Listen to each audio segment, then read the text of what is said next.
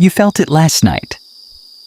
Maybe it was a sound outside your window, a shadow at the edge of a parking lot, a stranger walking too close behind you on an empty street. Your chest tightened, your breath shortened. Your body did something before your mind even had time to think. That reaction is not a flaw. It is not anxiety. It is not weakness. It is 400 million years of survival compressed into a single second, and it is older than your species. Fear did not begin with you. It began long before language, before fire, before the first human foot ever touched the ground. And the fears your ancient ancestors carried in their bodies are still alive inside yours, running quietly in the background like code that was never deleted. So what did ancient humans actually fear? The answer is stranger and closer than you think. Start with the dark. For almost the entirety of human existence, nighttime was not an inconvenience. It was a death sentence waiting to happen. Researcher David Geary at the University of Missouri has spent years studying the evolutionary roots of fear, and his work points to something fundamental. Humans evolved as prey before they evolved as predators. In the darkness, the balance of power shifted. Your ancestors could not see. The leopard could. So your brain built an alarm system. It learned to treat darkness itself as a threat signal. Not because darkness hurts you, but because darkness is where the thing that hurts you hides. That alarm is still in your head. Tonight, when you walk into an unlit room and your hand moves immediately for the light switch, that is not a modern habit. That is an ancient reflex.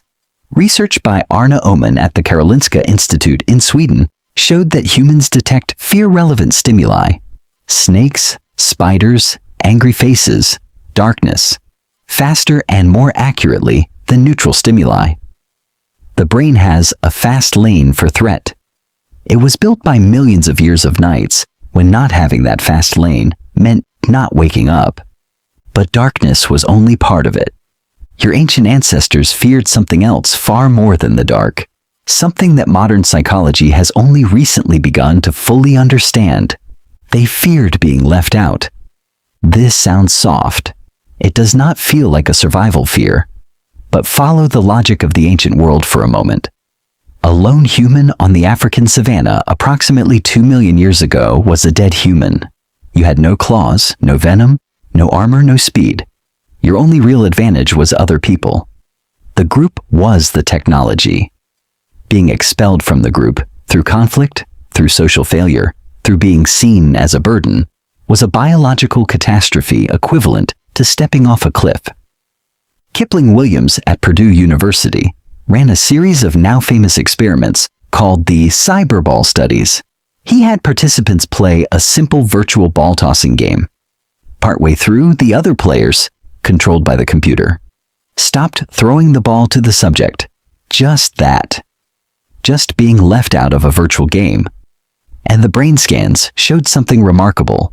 The pain response activated. The same neural circuitry that lights up when you break your arm lit up when a stranger stopped including you in a ball game that meant nothing. Your brain does not know the difference between social exclusion and physical injury, because for your ancestors, there was no difference. Both could kill you. This is why rejection still hurts like a wound, because once it was won. Now, go further back. Go past the savanna, past the emergence of Homo sapiens, past the first controlled fires, all the way back to a world where your evolutionary ancestors were small and hunted and surrounded by things far larger than themselves. They feared large animals, not just predators. Large animals in general. There is something in the human nervous system that responds to scale, to the sheer size of a creature, with a primal recoil. Martin Seligman at the University of Pennsylvania developed the concept of preparedness theory, which proposes that humans are biologically primed to learn certain fears more easily than others. Fears of snakes and spiders can be triggered with a single bad experience.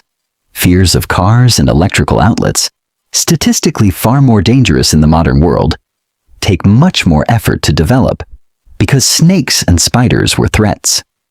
Cars were not part of the equation when the fear architecture was being built. Your ancestors feared the rustle in tall grass. They feared the silhouette too large to be a friend. They feared the ground that might not hold, the water that might not end, the tree that reached too high above safe ground. And they feared the dead. This one is harder to talk about, but it is real and it is ancient. Across almost every early human culture that anthropologists have studied, across timelines stretching back tens of thousands of years, there is evidence of a consistent and powerful response to human core.